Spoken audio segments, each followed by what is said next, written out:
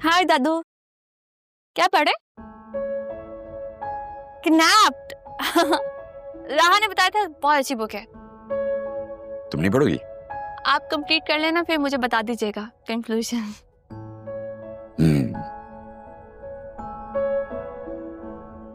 खैरियत है? जी, एक्चुअली कुछ बातें पूछनी थी मुझे आपसे। पूछो। दादू, आप दादी जान से कहाँ मिले? हमारे जमाने में मिलना मिलाना नहीं होता था, सीधी सीधी अरेंज्ड मैरिज थी बस। लेकिन बाबा तो कहते हैं कि आप दोनों की मोहब्बत बहुत मिसाली रही है, तो फिर किसी को जाने बगैर, समझे बगैर, उसके साथ टाइम स्पेंड किए बगैर आप उसके बारे में इतना कुछ कैसे जान सकते हैं कि उसके साथ जिंदगी गुजार सकें? बेटा, ये जो शादी होती है ना, ये बड़ी अनप्रेडिक्टेबल चीज, कभी बहुत चलती, कभी नहीं चलती, और उससे भी जालिम चीज जो है ना, वो वक्त होता है।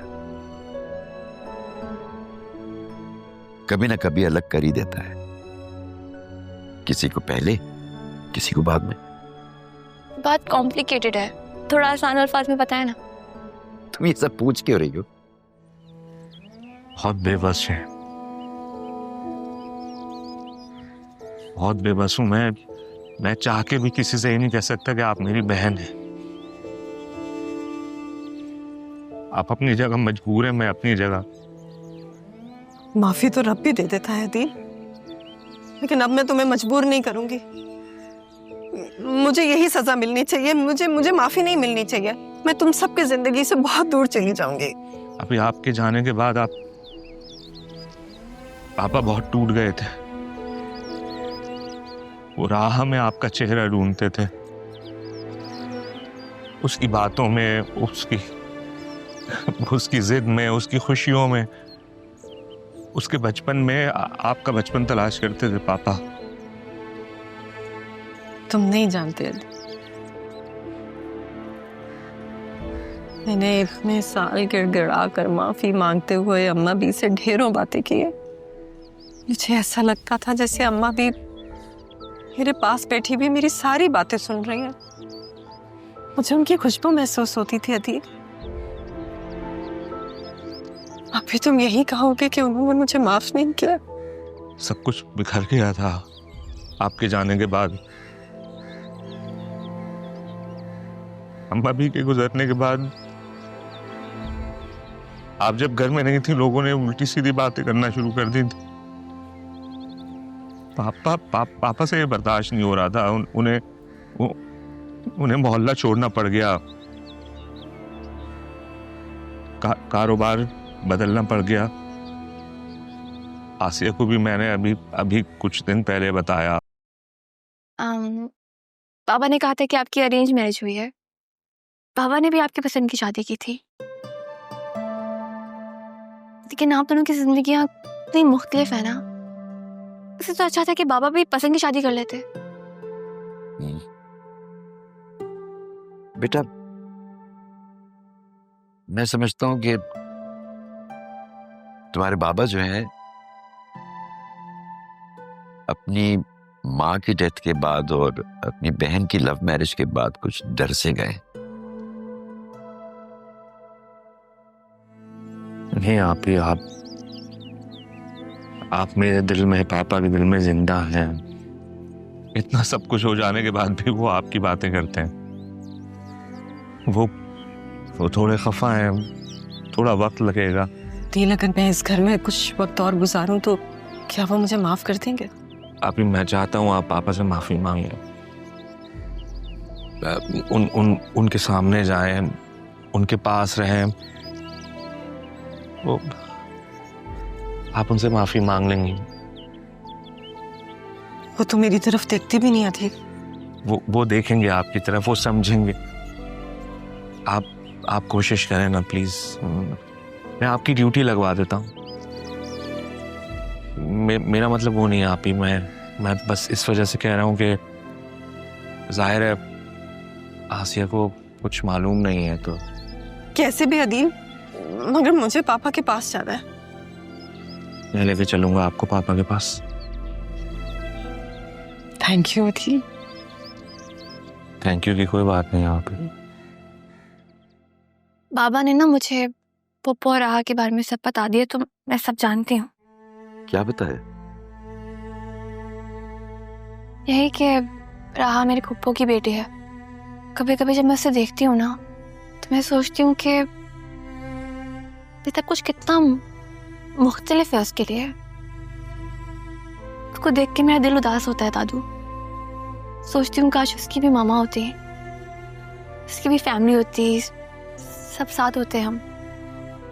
आप जानते हैं राहा ना मामा में भी माँ का प्यार ढूंढती है। And you know how mama is. It all seems so sad and impossible. बेटी बात सुनो, दिस इज वेरी गुड कि तुम्हें राहा का इतना ख्याल। और जहां तक तुम्हारी मामा का सवाल है, तो बिल्कुल सही कह रही है। ये भी सच है कि वो तुम्हारी मामा में अपनी मां को तलाश करती है। बेटा मगर हमने कभी राहा को अकेला छोड़ा नहीं। तुम हो उसके साथ, तुम्हारे बाबा हैं उसके साथ, फिर मैं भी हूं।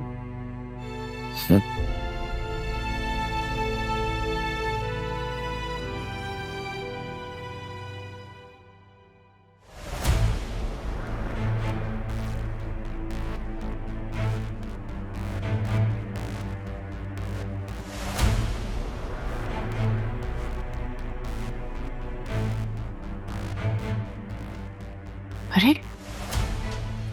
ये तो वही लड़की है, ये अदील के साथ क्यों घूम रही है?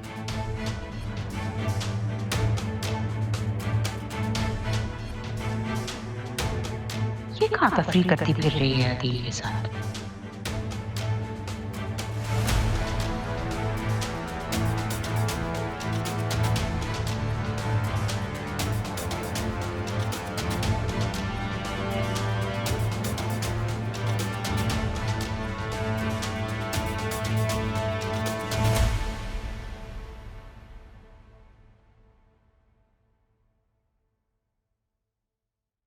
अस्सलाम वालेकुम। वालेकुम सलाम। बात हुई छोटे साहब से? हाँ, उन्होंने कहा है कि मेरी ड्यूटी पापा के पास लगा देंगे। ये तो बहुत अच्छा हो जाएगा ना। ये तुम मेरे शौहर के साथ कहाँ गई थी?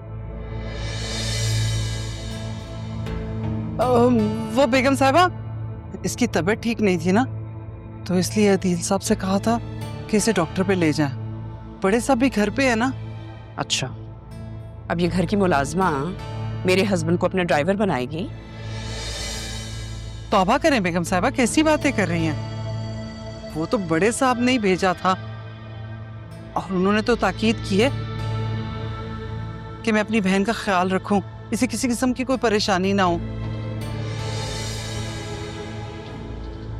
वरना तो आप जानती है ना, बड़े साहब कितनी जल्दी गुस्सा हो जाते हैं। पापा से तो मैं बात कर लूंगी, मुझे समझ में नहीं आती उनकी ये हमदर्दी का भूत कब उतरेगा। और तुम्हें गलती से अगर मेरे ससुर ने कह ही दिया था तो पीछे बैठ जाती।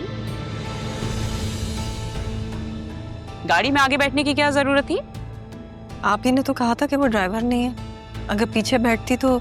बेगम साहबा, ये आप ही की तो नरम दिली है जो आप अपने नौकरों का इतना ख्याल रखती हैं। और बड़े साहब भी देखिए कितने नेक हैं, तभी तो मेरी बहन का बहुत ख्याल रखते हैं। और रही बात छोटे साहब की, वो तो इसे अपनी बहन मानते हैं। अच्छा बस बस, तुम ये अपनी हमदर्दी जो है ना, इसको अपने पास रखा करो, और खास तौर पर तुम कंट्रोल करो अपने आप को।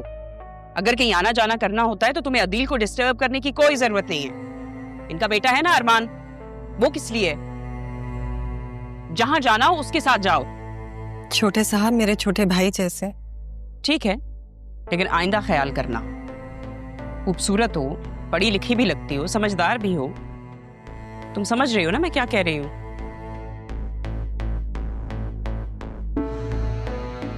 अब खड़ी क्यों हो? सारा दिन अगर कमरे में रहोगी तो जाहिर सी बात है बीमारी होगी। हाथ पैर हिलाओ, काम करो इनके साथ। और ये इन्हें तो अब तुमसे कोई फुर्सत ही नहीं है। जो भी लोगों की चुगलियां करनी होती है ना, इस किचन में किया करो।